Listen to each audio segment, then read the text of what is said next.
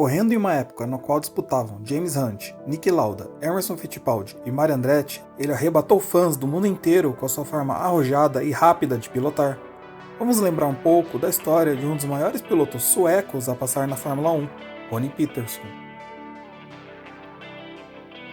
Bengt Ronald Peterson nasceu em 14 de fevereiro de 1944 em Almby, perto de Örebro, na Suécia.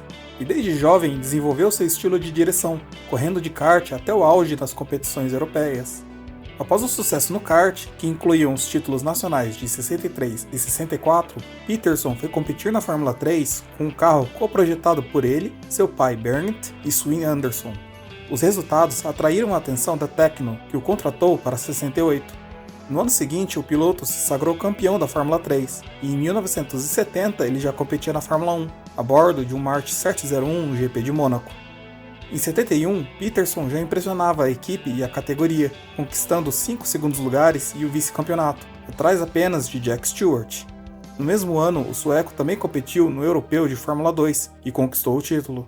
Venceu também as 6 horas de Watkins Glen, a bordo de um Alfa Romeo Alto Delta. 72 foi um ano morno para o piloto, que conseguiu apenas o 9º lugar no campeonato. O ano seguinte reservou um caminho melhor para o sueco, um contrato com a toda-poderosa Lotus para ser companheiro de Emerson Fittipaldi. A mudança rapidamente surtiu efeito. Peterson obteve sua primeira vitória na carreira no GP da França de 73, o Lotus 72.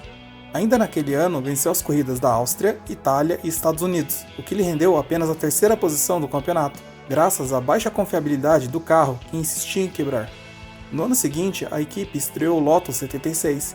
Peterson e o seu companheiro Jack Hicks pediram a Colin Chapman os Lotus 72 de volta e foram atendidos. Com os carros mais velhos, Ronnie venceu os GPs da França, Itália e Mônaco.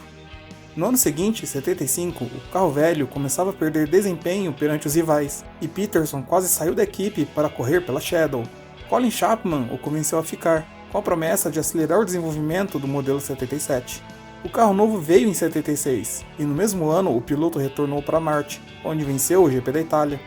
Naquela época, o sueco ainda pilotava carros esportivos em outras competições, especialmente pela BMW. Em 77, o piloto mudou novamente de equipe, indo parar na Tyrrell. A equipe corria com o modelo P34 de 6 rodas, que já foi explicado aqui no canal. O desempenho do sueco não foi bom, com recorrentes problemas mecânicos que o forçavam a abandonar as corridas. O único pódio do ano veio com o 3º lugar na Bélgica. A cada corrida, um problema diferente o tirava das provas, incluindo acidentes. No Japão, uma batida com Gilles Villeneuve acabou terminando com 2 mortos, quando o carro do canadense avançou em uma área onde pessoas estavam sem autorização. Sem expectativas de melhora no carro e sem acreditar na possibilidade de vitórias, Peterson novamente mudou de equipe em 78, voltando a Lotus para fazer dupla com Mario Andretti, e as vitórias vieram. Pilotando um carro que contava com efeito solo, Peterson venceu o GP da África do Sul e da Áustria. As vitórias de Andretti, com Peterson o acompanhando de perto, acabaram levando alguns comentaristas da época a acreditar em possíveis ordens de equipe, com Ronnie fazendo o papel de escudeiro e piloto número 2 do time. O piloto negava que existiam tais ordens. A possibilidade que muitos levantaram era de que Andretti possuía mais experiência em adaptação e desenvolvimento de carros, habilidade que o ajudou a tirar o máximo proveito dos modelos 78 e 79 da Lotus. Peterson, por sua vez, era claramente reconhecido como o piloto que possuía mais velocidade bruta não só na Lotus, mas provavelmente em todo o grid. Nos treinos para o GP da Itália, em Monza, Peterson danificou o Lotus 79 e acabou machucando as pernas. Como o carro ficou bastante danificado, o piloto sueco precisava usar o carro extra, que estava ajustado para Andretti. Peterson era mais alto, e isso o deixava bastante desconfortável no cockpit. Peterson aceitou correr em um Lotus 78 do ano anterior, que havia sido trazido ao circuito apenas com a manutenção mínima para correr. Aquela corrida teria a estreia do semáforo na largada, acionada pelo diretor da prova, Gianni Restelli. O diretor precisava aguardar todos os carros chegarem e pararem no grid, mas Gianni se atrapalhou e acendeu a luz verde antes que os últimos carros se posicionassem. O acionamento prematuro fez com que os últimos carros largassem a toda velocidade, enquanto os primeiros ainda começavam a acelerar, gerando uma espécie de efeito sanfona. Ao se aproximar da primeira chicane, os primeiros colocados já estavam mais afastados do restante do grid, que se empacotava cada vez mais por causa da largada desastrada. Peterson, que havia largado mal, havia sido ultrapassado por Alan Jones, Jacques Laffite e John Watson. Jody Scheckter e Riccardo Patrese se moveram para a direita, com Patrese aparecendo à frente de James Hunt. A partir daqui, o que aconteceu abre discussões até hoje. Pela tese mais aceita, o movimento de Patrese teria forçado Hunt para a esquerda, fazendo-o tocar Peterson e bater em outros carros. Vittorio Brambilla, Carlos Reutemann, Hans-Joachim Stuck, Patrick Depailler, Didier Pironi, Derek Daly, Clay Regazzoni e Brett Langer também se envolveram na confusão. A Lotus de Peterson bateu nas barreiras com força, rompendo o tanque de combustível. O carro em chamas voltou para a pista, e Hunt, Regazzoni e Depailler o retiraram dos destroços.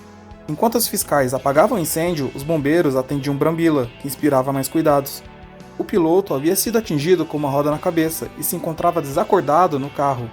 Peterson estava com poucas queimaduras e consciente, mas suas pernas estavam bastante quebradas, tanto que Hunt o impediu de vê-las. Brambilla foi retirado do carro em coma e só voltou a correr um ano depois.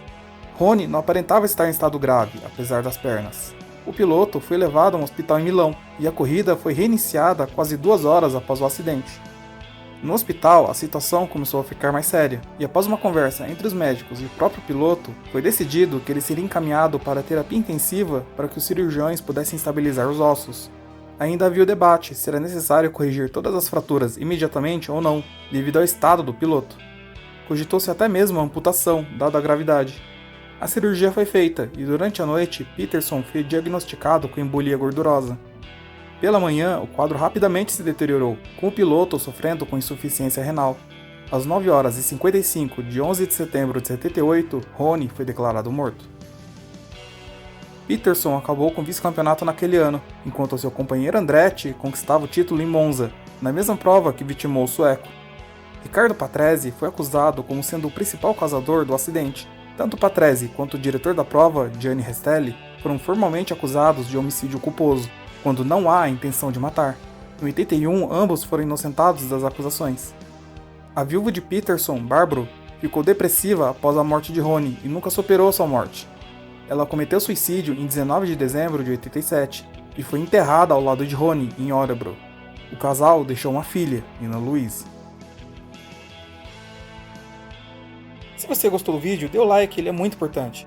Se você não é inscrito e quer conhecer mais sobre Fórmula 1, inscreva-se no canal. Dúvidas, sugestões ou críticas são sempre bem-vindas, deixe aqui nos comentários. Até a próxima!